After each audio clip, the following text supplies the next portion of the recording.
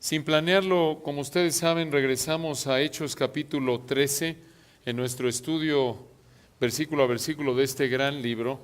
Y sin planearlo, llegamos a un texto cuyo tema primordial es sumamente alentador para iniciar el año. El tema de el texto que estaremos comenzando a estudiar el día de hoy es la soberanía de Dios. La soberanía de Dios. Esto lo encontramos en Hechos 13, versículos 13 al 52. La soberanía de Dios es una de las doctrinas más asombrosas y confortantes en toda la palabra de Dios. ¿Qué es esto de soberanía de Dios? ¿A qué nos referimos cuando decimos soberanía de Dios? La soberanía de Dios significa que Dios tiene el poder para gobernar el universo. Esto es, sin aprobar o contribuir al pecado, Dios controla todo aspecto del universo para cumplir sus propósitos perfectos para su gloria. Y las Escrituras enseñan claramente esta gran doctrina. Por ejemplo, diferentes títulos que hablan de quién es Dios, de su naturaleza, describen su soberanía, su gobierno, su control sobre el universo entero. Por ejemplo, si me acompañan allá atrás en el Antiguo Testamento, en 1 de Samuel 1:3, regresaremos a Hechos 3 en un momento, a manera de introducción, 1 de Samuel 1, versículo 3. En este contexto recordarán que conocemos Elcana, el esposo de Ana y Penina, Elcana y Ana, padres del profeta Samuel, y en 1 de Samuel 1:3 encontramos este gran título de Dios. Primera vez que aparece en las Escrituras la palabra ejércitos añadida al nombre de Dios. 1 de Samuel 1:3, y todos los años aquel varón, hablando de Elcana, subía de su ciudad para adorar y para ofrecer sacrificios, escuchen esto, a Jehová de los ejércitos. Un título muy importante. En el original en hebreo, Yehová Sebaot, Yehová Sebaot, Jehová Sabaot. Aquellos de ustedes que están o han estado en escuela dominical enseñando a nuestros hijos ya por, no me acuerdo, más de un año, los nombres de Dios, el Yon, el Roy, el Shammah, etcétera, diferentes nombres de Dios que encontramos a lo largo de la Biblia que describen quién es Dios, sus cualidades, sus atributos. Recordarán que este nombre, Jehová Sabaot, significa la soberanía de Dios sobre los seres humanos, sobre los seres celestiales y sobre los cuerpos celestes. En otras palabras, Jehová de los ejércitos describe al Dios, enfatiza, muestra, refleja que Dios controla todo aspecto de su creación, incluyendo los cuerpos celestes, los seres celestiales, los seres humanos. Otro gran título de Dios encontramos allá adelante en Daniel 4, si me acompañan. Daniel 4, observen en el versículo 17, aquí encontramos un título de Dios que recordarán de nuevo maestros y padres que han estado trabajando con sus hijos, repasando versículos, aunque aquí está en arameo, pero expresa lo que el título en hebreo refleja. Daniel 4, 17, escuchen esto, Daniel 4, 17, aquí está Nabucodonosor contándole a Daniel lo que soñó, y dice aquí, hablando de la humillación que sufriría Nabucodonosor para mostrarle que Dios es soberano, que Él es el gobernante supremo del universo. Daniel 4, 17.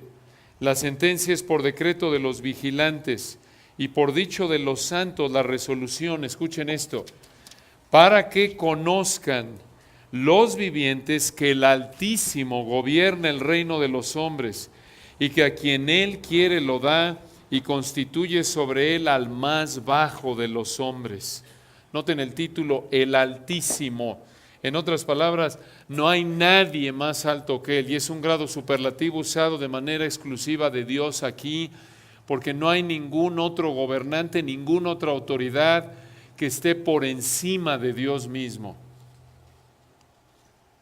Y ahí mismo en Daniel 4 observen, ya que se cumple el sueño y Dios humilla a Nabucodonosor y lo trae a sus pies en arrepentimiento. Noten lo que dice Nabucodonosor, demostrando su corazón regenerado por el Espíritu de Dios en su gracia.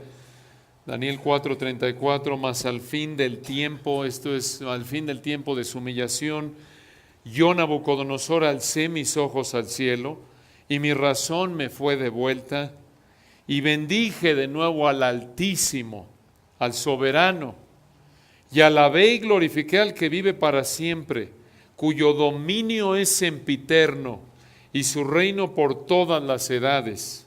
Versículo 35.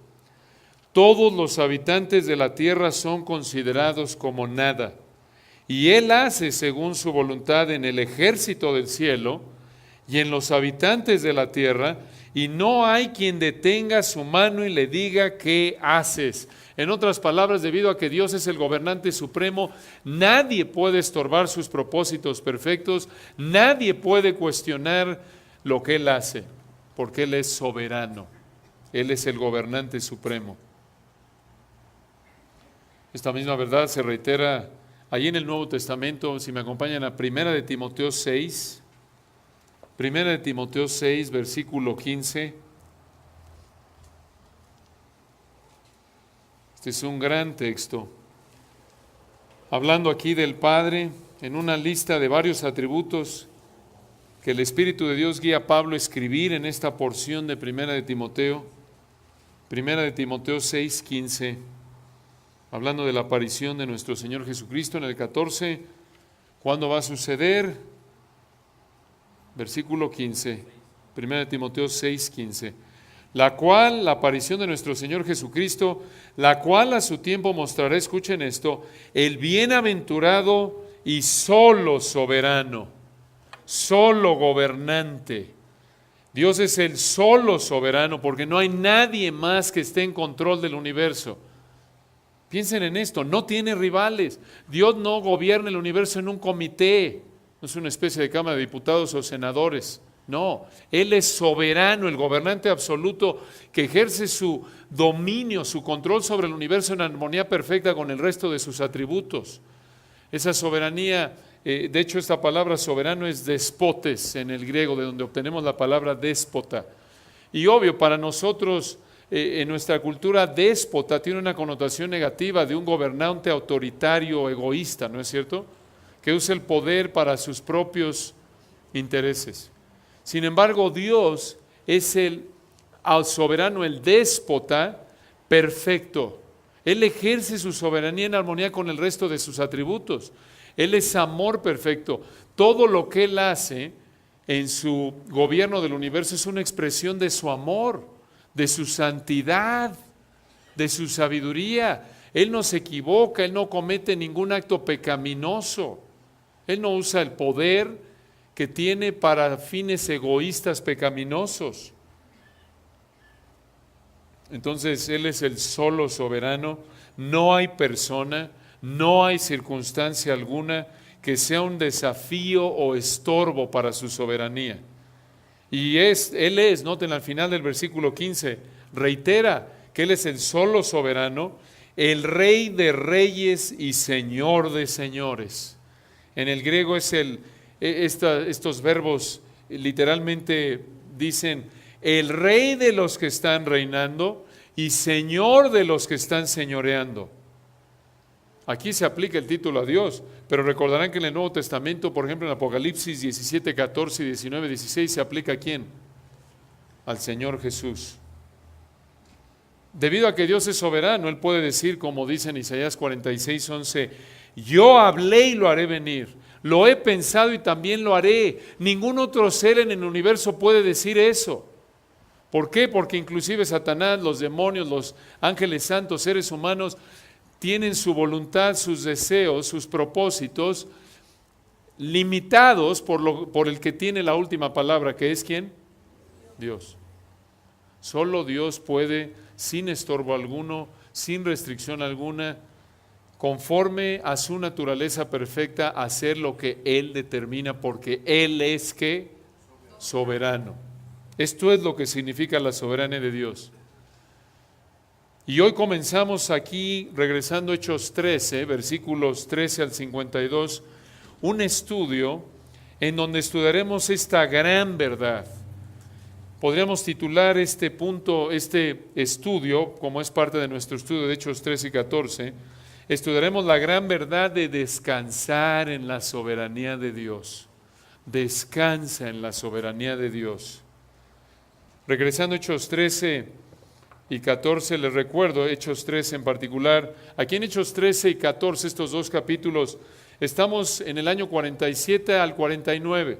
Nos encontramos en el primer viaje misionero ¿de quién? Del apóstol Pablo. Recordarán al principio del capítulo 13, la iglesia en Antioquía envió a Pablo y a Bernabé en este primer viaje misionero. Este viaje misionero que cubre los años 47 al 49 se encuentra en los capítulos 13 y 14 de Hechos. Y aquí en estos dos capítulos estamos estudiando 13 verdades para tu vida y servicio a la iglesia que aprendemos del primer viaje misionero de Pablo. Recordan, ya vimos la primera, Hechos 13:1, vimos en primer lugar, sé humilde al trabajar con otros. En segundo lugar, sirve con devoción al Señor en el 13:2. En tercer lugar, sé obediente al llamado de Dios en tu vida en el 13:2 al 3. En cuarto lugar, sométete al ministerio donde Dios te ponga en el 13:4. En quinto lugar, tu ministerio debe contribuir a la prioridad de la predicación de la palabra en el 13:5 al 7. En sexto lugar, confía en Dios frente a la oposición en el 13:8 al 12. Nos quedamos en antes de entrar a nuestro receso de 3 domingos, debido a la temporada navideña en Lucas 1. Y hoy regresamos, más bien nos quedamos en el sexto, confía en Dios frente a la oposición, 13:8 al 12. Y en séptimo lugar, llegamos hoy al número 7. Este nos tomará probablemente 2, 3, 4 semanas en cubrirlo. Pero la séptima verdad para tu vida y servicio a la iglesia que aprendemos del primer viaje misionero de Pablo, número 7 en nuestra lista es: descansa en la soberanía de Dios. Descansa en la soberanía de Dios. Y hermanos, de nuevo, lo vemos en el 13 al 52. Este es un gran texto con el cual podemos iniciar el año, ¿no es cierto? Independientemente de lo que estemos viviendo, situaciones de salud, de trabajo, dolor quizás porque alguien te defraudó en el área emocional, un hijo, alguna relación, lo que sea, pase lo que pase, Dios está en control. Él es el solo soberano, Rey de reyes y Señor de señores, y esto nos motiva a descansar en Él. Ahora, es un texto largo, como pueden ver, 13 al 52. Y entonces, para poderlo estudiar de una manera más fácil, este texto de Hechos 13 al 52, cuyo tema central vamos a ver aplicado a nuestra vida es descansar en la soberanía de Dios, vamos a dividirlo en 7 partes. Y vamos entonces a ver en Hechos 13 al 52, 7 realidades de la soberanía de Dios que te motivan a descansar en ella. En Hechos 13 al 52 estudiaremos 7 realidades de la soberanía de Dios que te motivan a descansar en la soberanía de Dios. Vamos a ver la primera. En primer lugar, la soberanía de Dios, escucha con atención, no siempre hace que la vida y ministerio sean cómodos. En primer lugar, la soberanía de Dios no siempre hace que la vida y el ministerio sean cómodos. Hechos 13, versículos 13 al 16. Obsérvenlo a partir del versículo 13. Recuerden dónde estaban Pablo, Bernabé y Juan. Salieron de Antioquía, llegaron a Pafos, capital de la isla de Chipre. Lo vimos en Hechos 13, 4 al 6. Y entonces están ahí en la isla de Chipre, en Pafos, la capital. Y noten lo que sucede, Hechos 13, 13. Observen cómo en estos 3 versículos, 13, 14, 15, 16, 4, vemos cómo la soberanía de Dios no siempre garantiza o hace que la vida y el ministerio sean cómodos. Hechos 13. Hechos 13. Habiendo zarpado de Pafos, recuerden la capital de la isla de Chipre, zarpado porque están en una isla y entonces toman un barco, Pablo y sus compañeros arribaron a Perge de Panfilia. Una pausa ahí. ¿Quién es Pablo? Pablo, el apóstol Pablo, y sus compañeros, ¿quiénes son? Versículos 2 y 5. Bernabé y Juan. Bernabé va con él, Juan es su ayudante, Juan Marcos. A partir de aquí, noten, muy interesante, se menciona a Pablo normalmente primero antes que los demás. No es Bernabé y Pablo, ahora es Pablo y sus compañeros. ¿Por qué? Probablemente porque esto apunta a su liderazgo, porque él empieza a emerger como el líder. Es la figura principal de Hechos, lo hemos dicho en otros estudios. En Hechos capítulo 1 al 12, ¿recuerdan quién es el apóstol principal? Pedro. Él es el que el Espíritu de Dios usa con mayor frecuencia o con mayor prominencia. Y de Hechos 13 al 28, el apóstol principal es ¿quién? Pablo. Esta es una manera fácil de recordar el libro de Hechos, sus 28 capítulos, 1 al 12, Pedro es el personaje central, 13 al 28, Dios a través de Pablo. Entonces noten, versículo 13, zarpan de Pafos, de la capital de Chipre, Pablo y sus compañeros, y arribaron a Perge de Panfilia. ¿Dónde está esto? Bueno, Pablo y Bernabé, junto con Juan, salen de la isla de Chipre y viajan 320 kilómetros al noroeste de la isla hasta llegar a Perge en la provincia de Panfilia, la cual estaba bajo control romano. Si tienen un mapa en su Biblia, pueden ver que Perge está en la parte de arriba, a la izquierda de Chipre, en Asia. Lo pueden ver si lo tienen allá atrás. Perge está en lo que actualmente es Turquía. Entonces viajan de Chipre, la isla de Chipre, que todavía existe obviamente en nuestra época, viajan a Turquía, viajaron prácticamente entonces en barco, lo que viajaríamos aproximadamente de aquí a Acapulco, de México a Acapulco, 320 kilómetros, un poco menos. Ahora, hermanos, recuerden, no están viajando aquí en Royal Caribbean o Princess Cruises en un barco.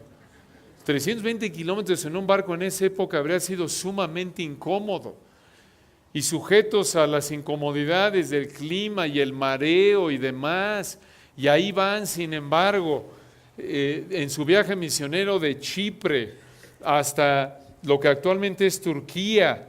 Y noten, llegan ahí en el versículo 13 hasta Panfilia y al final del 13, pero Juan, apartándose de ellos, esto es de Pablo y de Bernabé, volvió a Jerusalén. En otras palabras, ya en Perge el equipo se separa. Juan, aquí noten, se va de ahí a Jerusalén y el Espíritu Santo, a través de Lucas, el escritor de Hechos, no dice por qué regresó Juan a Jerusalén. Sin embargo, vamos a ver en un momento una razón probable. No estamos seguros porque Dios no lo dice, pero una razón probable lo encontramos en el siguiente versículo, obsérvenlo. Versículo 14.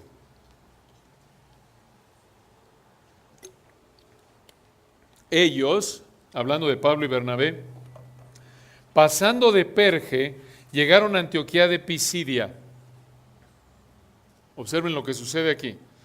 Dios usó a Pablo y Bernabé para llegar a Antioquía de Pisidia y para que ahí en Antioquía de Pisidia predicaran la palabra y escuchen esto, creyeran no todos los que oyeron, sino un grupo selecto.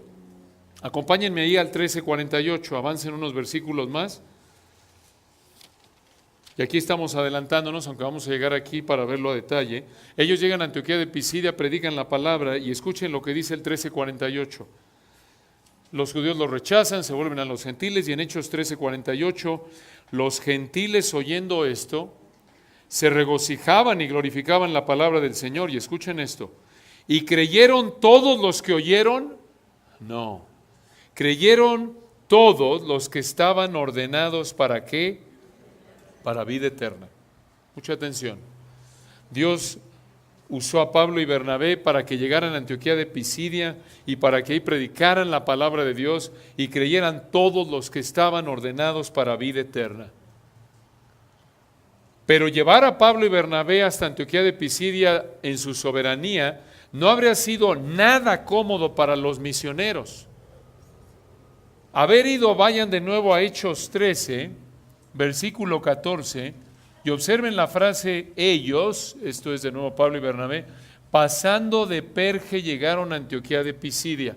Esa frase, pasando de Perge llegaron a Antioquía de Pisidia, apunta a un viaje muy difícil.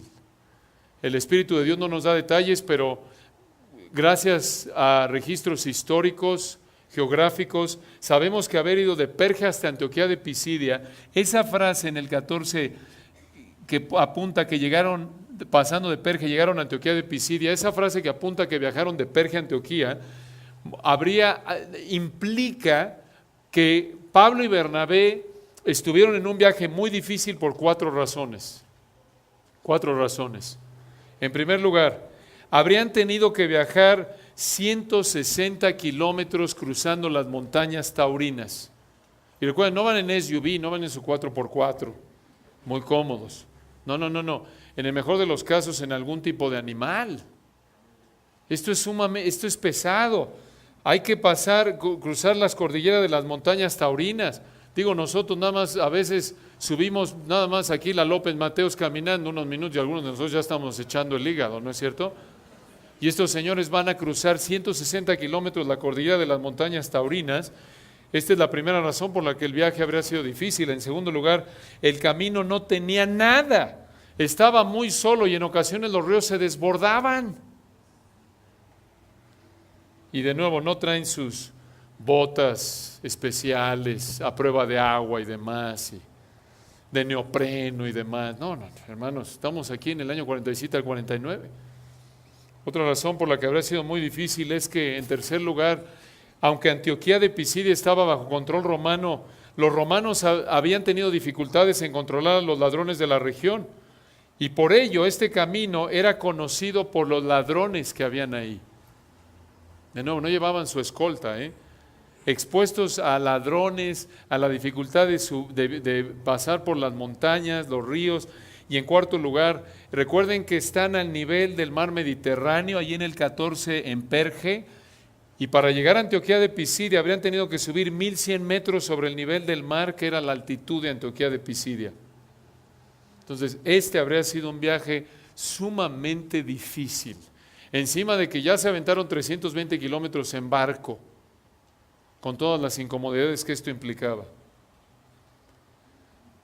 Hermanos, y nosotros que nos quejamos de que hay tráfico y llueve, y estamos cansados de un día de trabajo y por eso con frecuencia no vamos a un estudio bíblico o no servimos en un ministerio. Esto nos avergüenza, ¿no es cierto? Ver el compromiso, el esfuerzo de estos hombres de llevar la palabra de Dios a pesar de lo difícil, lo incómodo, lo peligroso que fue el viaje. No estamos diciendo que descuides tu trabajo, tu familia o tu salud. El Señor conoce tu corazón, pero esto debe motivarnos a reflexionar. A veces no servimos al Señor o no nos involucramos en algún ministerio debido a nuestra flojera, nuestro orgullo, nuestro deseo de evitar la incomodidad, nuestro temor pecaminoso no razonable, nuestra avaricia de tener más y trabajar más porque quiero más dinero. Asuntos que nos alejan de servir fielmente al Señor. Y eso es realmente una vergüenza ante el Señor. Hermanos, en la soberanía de Dios, ellos están yendo a un lugar donde Dios tiene un grupo de personas que van a oír el Evangelio y van a creer porque estaban ordenados ¿para qué? Para vida eterna. Desde antes de la eternidad pasada, desde la eternidad pasada Dios ya había establecido que iban a creer estas personas en Antioquía de Pisidia, y en su soberanía está llevando a estos misioneros, pero no es fácil. No es fácil lo que están viviendo estos misioneros para llegar ahí. De nuevo, la soberanía de Dios no siempre hace que la vida y el ministerio sean cómodos. No puedes evaluar, no puedes ser tipo Rick Warren ahí que dice, bueno, mi ministerio es a la gente en tal lugar, todo cómodo. Dios me llamó a predicar el Evangelio solo de Lomas Verdes a Santa Fe y en un radio de 15 minutos en coche, sin tráfico, de la autopista para abajo, nada más. Ahí me llamó Dios, porque si no me estreso por el tráfico, y si no me expongo a los peligros del crimen en la ciudad. No estamos diciendo que no sea el caso que Dios te llame a un ministerio específico, claro, pero cuando dices que Dios te llamó a un ministerio en el cual estás buscando, y esto es finalmente entre tú y el Señor, dices que Dios te llamó a un ministerio muy cómodo, evalúa si realmente Dios te llamó ahí o no es nada más una manera de blindarte de las incomodidades del ministerio, porque si ese es el caso, estás pecando. No puedes decir, ¿sabes qué? Yo solo voy a un estudio de tal a tal hora donde sirven café Starbucks. Tiene que ser así, donde todo esté, que no esté sucio, porque mis pantalones Armani se van a ensuciar y mi traje Hugo Boss también se puede manchar. Entonces tengo que ir a un lugar donde no llame mucho la atención, donde no tenga que cambiarme de mi ropa y puedo traer mi Rolex cómodamente. De otra manera, no puedo asistir a ese estudio. ¿Ah, sí? ¿En serio? No estamos diciendo que Dios, y por cierto, no tiene nada de malo, si Dios te permite comprarte esa marca de reloj o de ropa, no es pecado, si tu corazón está bien delante del Señor. Nos da todas las cosas en abundancia para que las disfrutemos. El problema es cuando vives para eso. El problema es cuando eso te estorba de servir al Señor y te atreves a decir que Dios solo te llamó a cierto nicho, a cierto grupo de personas, cuando en realidad es una fachada para evitar la incomodidad. Entonces, la soberanía de Dios, de nuevo, como lo vemos con Pablo y Bernabé, en la soberanía de Dios, Dios los estaba llevando a ese lugar, y sabemos que lo estaba llevando porque, como lo vimos en Hechos 13:48, quiso Dios que oyeran estas personas en Antioquía de Pisidia el Evangelio, y creyeron todos los que estaban ordenados para vida eterna. Soberanamente Dios los llevó ahí, pero no fue fácil el viaje, no fue caminar ahí, no fue una caminata cómoda, fue un viaje muy difícil, sin embargo lo hicieron. Y después noten, de un viaje tan complicado, llegan a Antioquía de Pisidia, versículo 14 al final, Pablo y Bernabé. Y por cierto, antes de seguir aquí, recordando lo que les iba a decir, esta es una razón, algunos comentaristas creen que esta es la razón por la que Juan Marcos se separó de ellos en Perge. Porque dijo, ¿sabes qué? Yo no le entro a este viajecito. Sí, no estamos seguros, porque el texto no lo dice, nunca lo revela el texto, y lo veremos si Dios quiere en unos meses. En Hechos 15, Bernabé quiere llevar a Marcos al segundo viaje misionero y Pablo dice, no, muchas gracias. Y no se lo lleva Pablo y hay una separación entre ellos. Esta es una razón probable, no estamos seguros, por la que Juan Marcos no quiso ir con ellos, porque dice, ¿sabes qué? Yo no puedo, después de este viajecito de 320 kilómetros en barco y aventarme las montañas taurinas 160 kilómetros y todos los peligros que esto implica, muchas gracias, media vuelta, me voy a Jerusalén de regreso. Pero no estamos seguros. Versículo 14, entonces, al final, después de un viaje tan complicado, llegan a Antioquía de Pisidia y entraron, esto es Pablo y Bernabé, en la sinagoga un día de reposo y se sentaron. Ahí en Antioquía de Pisidia había una comunidad grande de judíos. Esto lo sabemos porque para que hubiera una sinagoga por lo menos tenía que haber 10 cabezas de familia judías, 10 hombres judíos, cabezas de familia. Pablo y Bernabé entran en una sinagoga ahí en la ciudad, un día de reposo, un sábado, se sientan, como lo vimos en el 13:5, siguen la estrategia de predicarle primero a los judíos. Recuerden que por estar fuera de la tierra de Israel, estos judíos habrían sido de la diáspora, de la dispersión. Y en ese entonces llegar a la sinagoga no solo era para asistir a un servicio de adoración, sino también para establecer contacto con la comunidad judía de la ciudad.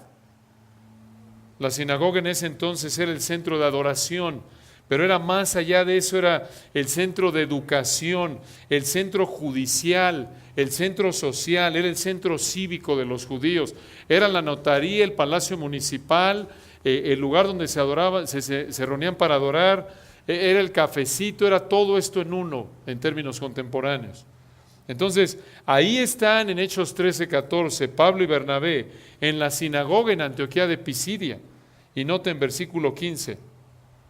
Y después de la lectura de la ley y de los profetas, una pausa ahí, ¿Qué parte de la ley y de los profetas leyeron? Realmente no sabemos. Pero un escritor de apellido Schurer escribió un libro que se llama La historia del pueblo judío en la época de Jesucristo. Y de acuerdo con este autor, los judíos de esa época que vivían en Israel y en la parte occidental de la diáspora, tenían un programa de lectura cíclico para 154 días de reposo. Entonces, de acuerdo con Schurer, habrían leído prácticamente una de estas lecturas. Y Schurer también nos ayuda a entender cómo era el servicio en la sinagoga de esa época. Tenía 6 partes. Escuchen esto, muy importante para entender lo que está pasando aquí. En primer lugar, repetían una confesión. Si estabas en un servicio en el primer siglo, en una sinagoga, un servicio de adoración, había 6 partes. La primera, repetías una confesión que era el Shema, en base a Deuteronomio 6, 4 al 9, Deuteronomio 11, 13 al 21, Números 15, 37 al 41. En segundo lugar, después de que ya repetían el Shema, ¿se acuerdan? Oye Israel, Jehová nuestro Dios, Jehová uno es, llamarás al Señor tu Dios, ¿recuerdan? Con todo tu corazón, ese es el Shema. En segundo lugar, la segunda parte del servicio consistía en oraciones que incluían lo que llamaban las Shemoneh Esrei. Shemoneh Esrei. Esto es 18 bendiciones.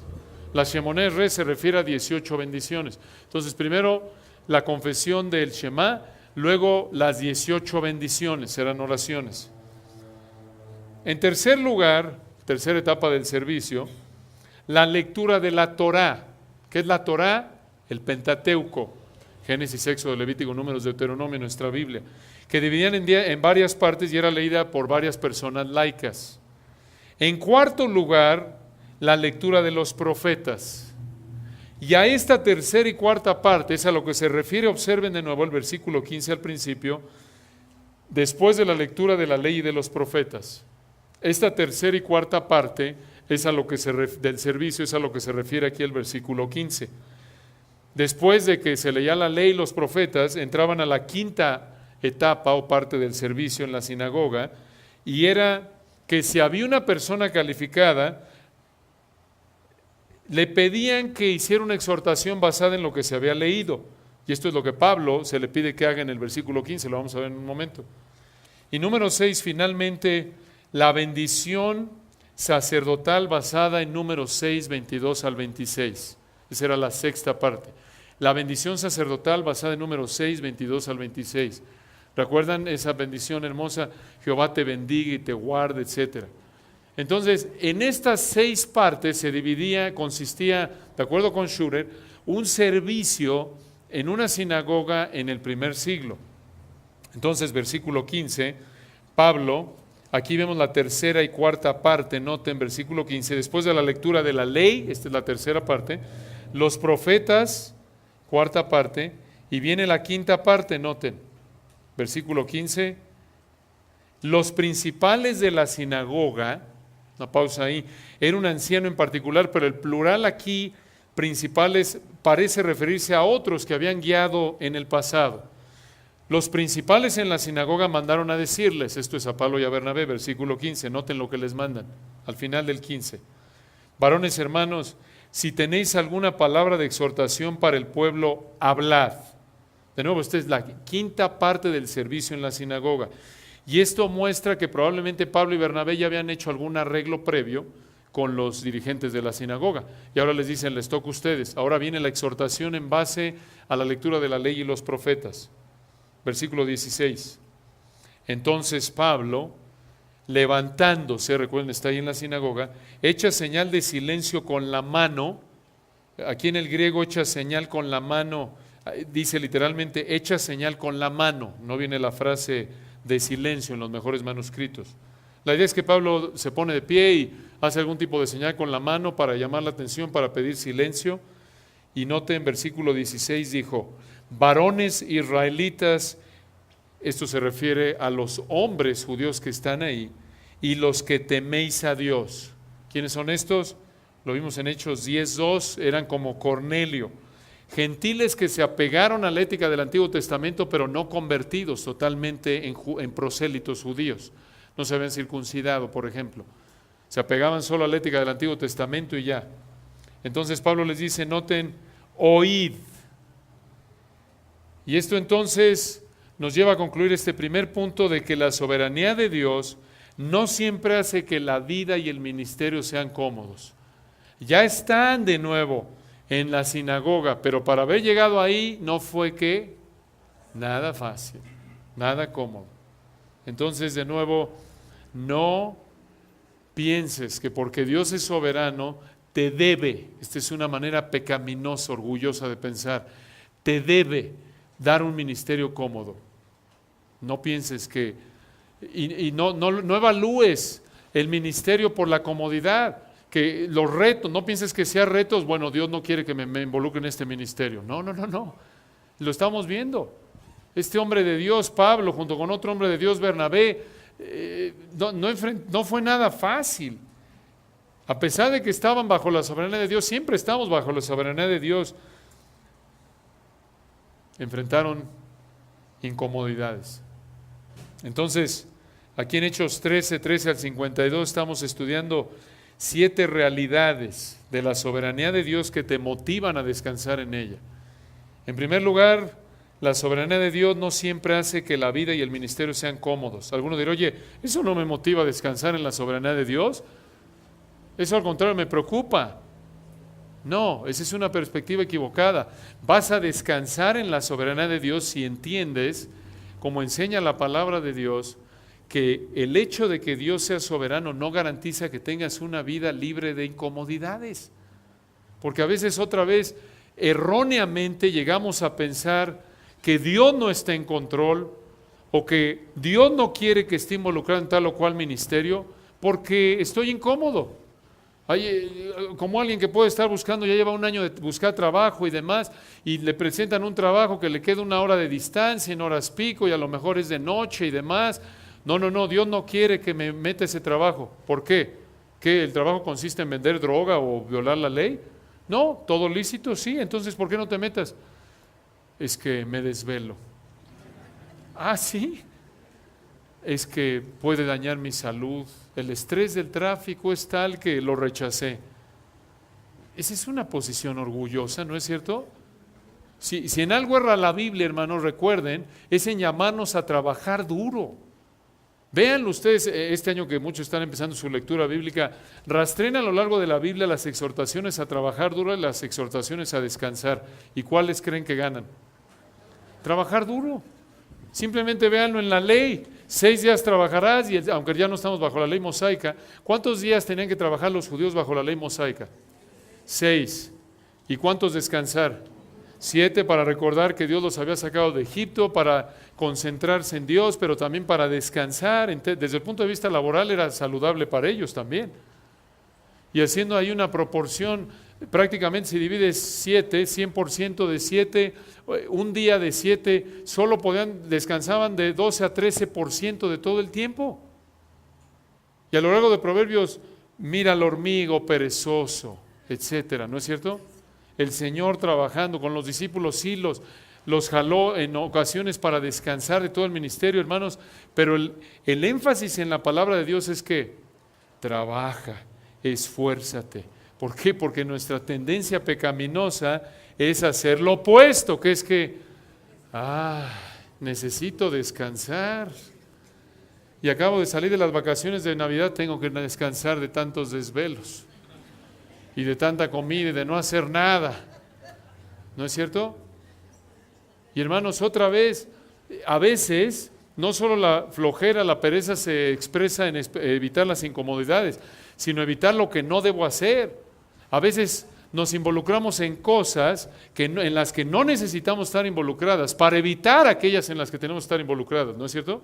Evitar la incomodidad de tolerar el pecado de mi esposa, primero el mío es mayor, pero todos pecamos, para evitar la incomodidad del pecado de mi esposa y la desobediencia de mis hijos, pongo de pretexto que tengo mucho más trabajo que yo sé delante de Dios que puedo evitar. Es que tengo que hacer ejercicio, si no me enfermo. Y haces ejercicio 2 horas diarias, descuidando a tu familia, etcétera, y no te metes en un estudio bíblico, etcétera. No estamos buscando aquí caer en legalismos de que si no estás en un estudio bíblico pecas, no. Ya lo dijimos. Esto es entre tú y el Señor y no estamos diciendo que descuides tu familia, tu trabajo, tu salud. Pero otra vez, evaluemos nuestra vida como nos llamaba a hacerlo Roger el domingo pasado y esta. Evalúa tu vida y especialmente aprovechando que empezamos el año, la tenemos que evaluar todo el tiempo, pero es buen momento ahora para ver si no estás en tu orgullo pecaminoso poniendo peros pecaminosos para servir a Dios. ¿Se dan cuenta? Ese es el fondo. ¿Por qué hago lo que hago? Muchas veces la acción en sí no está mal, el problema es por qué. De nuevo, imagínense si Pablo hubiera dicho con Bernabé, ¿sabes qué? Bernabéux, esto está duro, compañero. Ya venimos, estamos muertos de este viajecito, me mató, yo creo que aquí le paramos. Vamos de regreso a Antioquía porque aventarnos 160 kilómetros ahí en las montañas taurinas y quién sabe qué nos va a pasar y los ladrones, imagínate una inundación ahí de mal, ladrones y luego no me vaya a doler la cabeza por el cambio de altitud, Bernabéux, ¿sabes qué? Yo creo que aquí le paramos. Imagínense. Entonces, la soberanía de Dios no siempre hace que tu vida y tu ministerio sean cómodos. Es difícil, hermanos, es parte de vivir en un mundo caído. Recuerden, el dolor, las incomodidades, la enfermedad, la muerte, etcétera, se va a acabar cuando estemos ¿dónde? En la gloria y también aquí en la tierra, en el milenio. Ya si estamos aquí glorificados. Pero mientras tanto, hermano, entiende que la soberanía de Dios no siempre hace que tu vida y ministerio sea cómodo. Otra vez, no está mal que protejas tu familia, trabajo, salud de manera razonable, no pecaminosa, pero evalúa tu vida. Escucha a tu esposa, a tu esposo. A veces nos es fácil en nuestro orgullo decir, ay, me siento mal. Les soy honesto con esta enfermedad ahorita. Muy buena oportunidad para aplicar. Yo estaba ahí, qué bárbaro. Ayer le hablé a Roger, le digo, Roger, ayúdame. Y allá en Tepatlasco me toca predicar hoy. Le digo a Fernando, preparen ahí emergentes porque no sé si llegue. Y mi esposa, que le doy gracias a Dios por ella, a veces la quiero ahorcar por las exhortaciones, pero me ayuda. ¿Sabes qué? Pon buen ejemplo. Esfuérzate, vete a predicar. Y yo así, sí, mi amor. No, estoy mejor, gracias a Dios. Si estuviera peor, no estaría aquí, ¿no? Pero hermanos, a veces nos duele escuchar y a veces en nuestro orgullo decimos, ay, tú no entiendes cómo me siento. ¿No es cierto? O hay falta de comprensión. Necesitamos una buena bofetada amorosa de vez en cuando para enderezarnos, porque nuestra tendencia es, ay de mí, ¿no es cierto? En algunas áreas podemos ser fuertes, en otras no tanto. Entonces, que el Señor nos ayude a recordar que su soberanía no siempre hace que la vida y ministerio sean cómodos. Vamos a detenernos aquí y si Dios quiere la semana próxima veremos cómo la soberanía de Dios controla las promesas mesiánicas, si Dios quiere. Padre, gracias por el privilegio que nos diste hoy de abrir el año con este hermoso servicio de adoración. Gracias por darnos esta, como lo decía hace un momento Roger, esta gracia de estar aquí. Qué privilegio es poder ser parte de esta amada congregación centrada en ti. Tú eres la cabeza. Gracias por alimentarnos a través de tu palabra. Ayúdanos, Padre, a que lo que escuchamos el día de hoy lo evaluemos a la luz de tu palabra, que seamos como los de Berea, con una actitud humilde, recibiendo lo que escuchamos, pero escudriñando las Escrituras para asegurarnos de que todo lo que estemos oyendo sea bíblico, sea verdadero. Que lo que acabamos de oír nos motive, Señor, a tener una perspectiva bíblicamente realista de la vida, a recordar que no siempre vamos a estar tan cómodos como queremos estar y que no olvidemos que a pesar de las incomodidades, tú eres el solo soberano que siempre está en control, que nunca deje el trono y que aunque eres soberano no siempre estaremos cómodos. Gracias, Padre, por tu verdad y oramos, Señor, que nos des la sabiduría para que este año podamos servirte con mayor fidelidad y nos sigas dando oportunidades para extender tu reino.